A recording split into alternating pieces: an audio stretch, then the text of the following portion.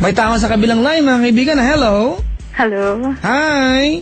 Hi. Your name is? Angel. Well, are you sure? Ilan taong ka na, Angel? 19. 19. You're from? Caloocan. Wow. Jusera?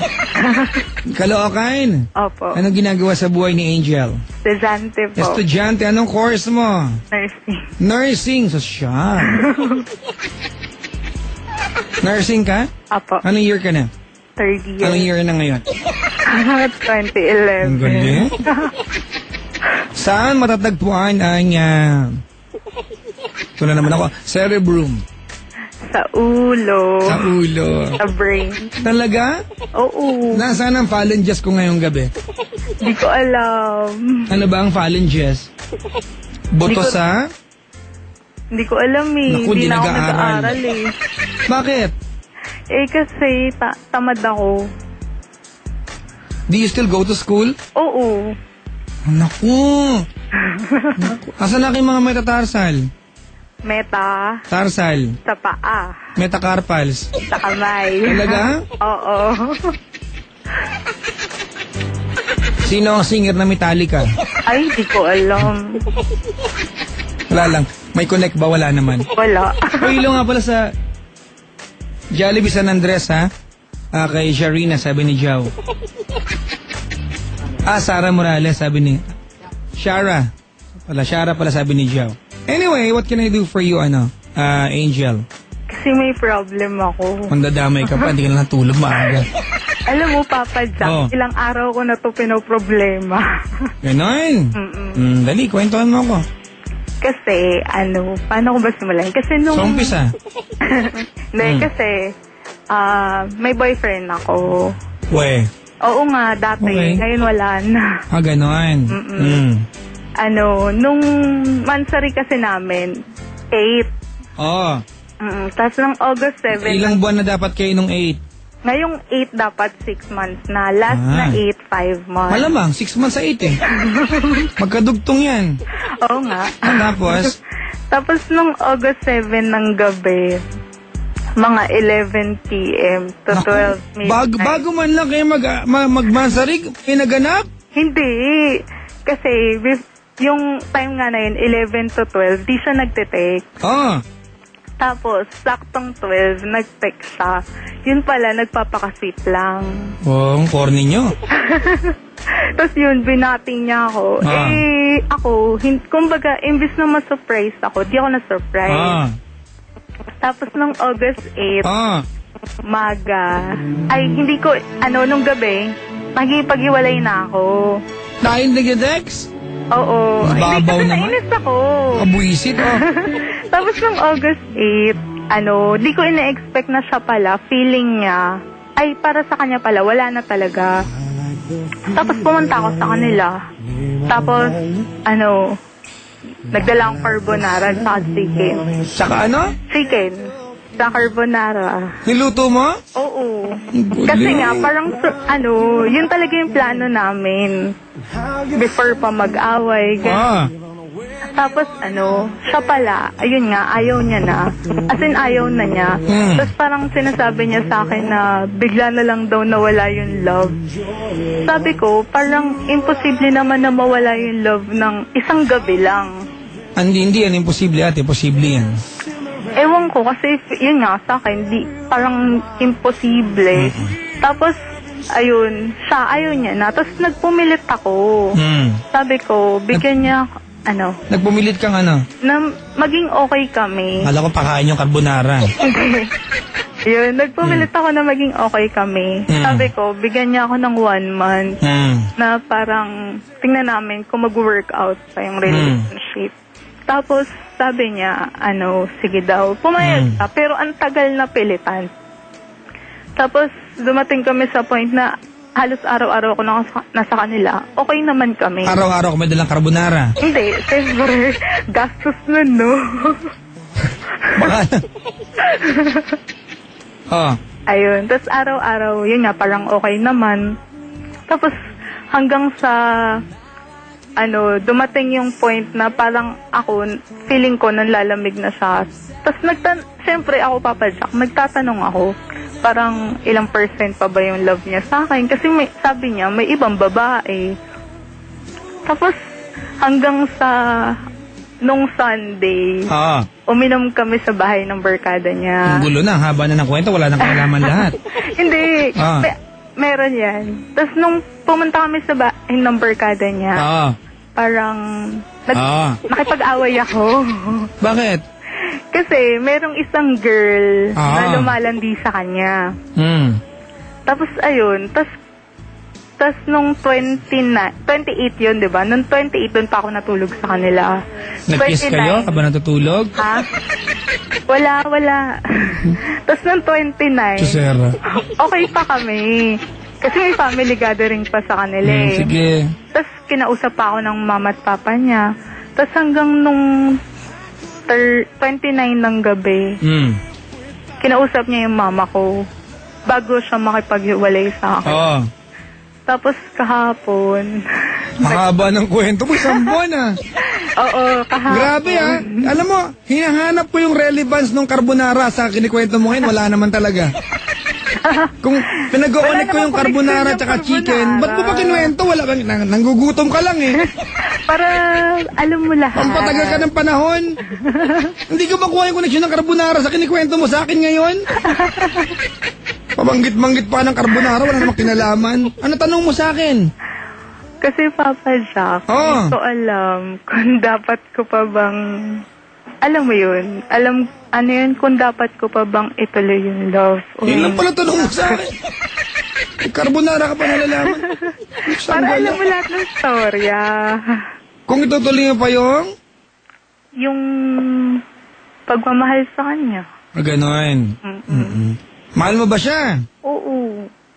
Patuloy mo, mahal mo pala Kaso nga, sabi niya kahapon, parang wala na raw talaga.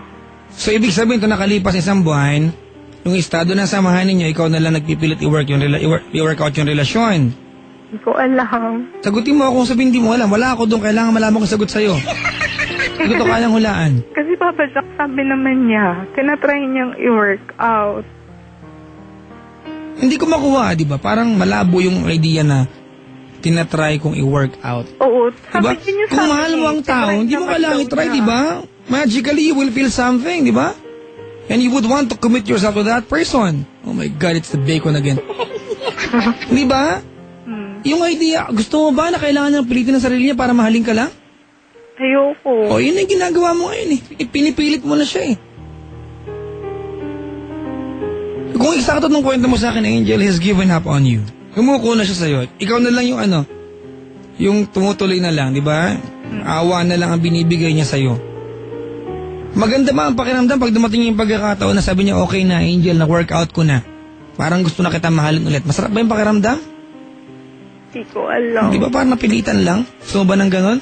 Ayoko. Do you deserve that? I don't think so. Oh my God, you don't think so? Huwag niyong hayaan na na ginagawa kayong second best. Hindi maganda yun. Kasi sa akin lang naman, parang pinigay ko lahat. Alam mo yun, yung parang lahat ng love, lahat ng effort. Huwag mong pag-isihan yung bagay niyo kasi normal yun. Pag nasa isang relasyon ka, hindi utang na loob ng partner mo binibigay mo ang lahat kasi talagang normal yung ibigay ang lahat. Pero kasi, para itapon lang niya ng walang dahil. Yung, bigla lang niya lang sasabihin na hindi niya na ako mahal. Parang hindi ako hindi ko matanggap. Tapos, yun nga, kahapon, di ba? Nagpunta ako sa kanila. Nabasa ko, may, yung pinaghihinalaan ko na nilalandi sa, yun na nga. Given na sa'yo. Pero Papa Jack, huwag mo nang pilitin na taong itong ayaw sa'yo. Hindi maganda yung pakiramdam na sinisiksik mo ang sarili mo sa isang tao. Tama, mali? Tama. Okay. Anong pangalan niya kung nakantabay? Nakikinig yun. Ano nga pangalan? Mark. Taga Caloocan siya? Hindi. Taga saan ka ba? Ako Caloocan. Saan ka sa Caloocan? 11th Avenue. 11th Avenue, malapit ka sa Grace Park. Tama. Malapit ka ba sa Ropali? Saan yun? Yung simbahan, malapit ka? Grace? Oo? Oo. Doon, sa may tindahan ng prutas. Oo. Dala ka talaga. Pangilang kang hams? Hindi, doon ako sa kabilang side. Doon ka sa may papunta sa... Caloocan High. Caloocan High? Oo. Doon ka sa shortcut ng mga motor? Oo. Diyos ko. Kamusta na yung binubungkal ng Maynilad sa inyo dyan? Wala naman ako napapansin. Wala na. Baka tapos na. Meron dyan Nakalagay pa nga pagkatapos ng abala daloy ang ginhawa. Maynilad. Diba? Sige, Angel. Papa Jack, pwede pa ulit magtanong. Sige. Dapat bang i-open yung doors na may chance pang maging kami ulit? Napaka-hypothetical naman ang tanong mo. Alam naman nating oo ang sagot mo dyan. Hindi, kasi ewan ko. Napaka-ityosera mo. Kasi ganito tonight Angel, if I tell you to move on, ilagay mo sa utak mo, di ba, na itong lalaking to belongs to someone else. Di ba? Kasi anong point na mapayuhan kitang kalimutan mo na siya kung nasa utak mo inaantay mo siya? Naglolokohan tayong dalawa, ganun? Di ba? Angel, sabi ko nga, di ba, huwag mo ngayaan na maging second best ka. Because hindi maganda yung pakiramdam. Right now, option ka na lang. Di ba? You are just an option sa kanya. Tama, mali? Siguro. Do you like that kind of feeling na option ka lang? Ayoko. Tonight, di ba, on national radio, makikipag-break ka sa kanya. Ay. Yes. Ay, sige. Alam mo, ito yung inaantay niya from you. Ito, inaantay niya sa'yo at bibigay mo lang sa kanya yung bagay na hiniling niya sa'yo. Matagal na panahon, kaya lang, ayaw mong ibigay sa kanya. Okay. Hindi tama, Angel, di ba, na naging second best ka. Sa ibang lalaki, malabang reyna na ang turing siya sa kanya? Wala lang, option ka lang niya. Okay. Gusto mo ba yung ganang pakiramdam? Ayoko. Sige na. Kumain ka na ba? Yun nga wala akong gana. Hindi ako makakain. Bakit? Ewan ko, basta parang nalulungkot yung feeling ko, tapos hindi talaga ako makakain. Kumain ka ha? Ba ang sarili mo? Apo. Don't forget to drink your milk. Yes, Daddy. Pektusan kita dyan. Isa lang po anak ko, si Klong-Klong lang. Malaki ka na para maging anak, Angel. Opo. Sige. Tonight, I want you to say goodbye sa kanya. Say thank you for all the things na nagawa niya sa'yo. Yung mga bagay that you know, di ba, for a very long time, after niya maghiwalay, magiging part ng buhay mo, makakatulong sa'yo. Di ba, for a positive outlook. Say sorry for all the times sinaktan mo siya. Yung mga bagay naging madaya ka sa kanya, napaiyak mo siya. Maybe things na nagawa mo kung bakit siya lumayo sa'yo. And finally, say goodbye. Say sorry, say thank you, say goodbye. Go ahead. Hi. Han, alam ko naman nakikinig kay nag-text ka sa akin kanina. Gusto ko lang mag-thank you sa lahat ng effort na ginawa mo. Kahit sinasabi mo na wala kang nabibigay, sa akin yung simpleng pagsundo mo sa akin sa school, big deal, lalo na pag umuulan. Gusto kong magpasalamat sa'yo at sa family mo. Kasi tinanggap niyo ako kung ano yung meron ako. Gusto kong mag-sorry kasi alam ko physically nasasaktan kita. Sorry sa mga eksenang nagawa ko. Anong eksena? Kasi nga, sabi niya, ipag-away ka, pinapaya mo yung sarili mo sa kasya? Hindi, siya. Ay, hindi ako. Parang nagparinig lang naman ako. Ay, naku, kahit ako iwanan kita. Ayoko nang ba eskandalosa. Di ba? Mag-away kayo di ba yung kayong dalawa lang? Joke lang yun. Sige, tuloy ko. Ayun. Siguro nga tama si Papa Jack. Ayaw mo ng babaeng iskandalosa. Karamihan na lalaki. Kasi ang lalaki, hindi namin kayo kayang sabayan sa bunganga ninyo. Kaya, di ba may mga babaeng sinasaktan, nakasapok? Hindi tama yan mga kaibigan. Kasi pag sinabi ng lalaki, tumigil ka na! Ayaw mo huminto. Eh, hindi ka kaya sabay ng lalaki sa bunganga eh. Masasaktan ka talaga. Diba? Hindi tama yan mga kaibigan, pero pag sinabi ng lalaki tumigil ka, lumayo ka. Kasi ang babae meron kang emosyon, diba? Ang outlet ninyo ay bunganga. Meron kang emosyon eh, malakas kayo dyan eh. Ang lalaki meron kaming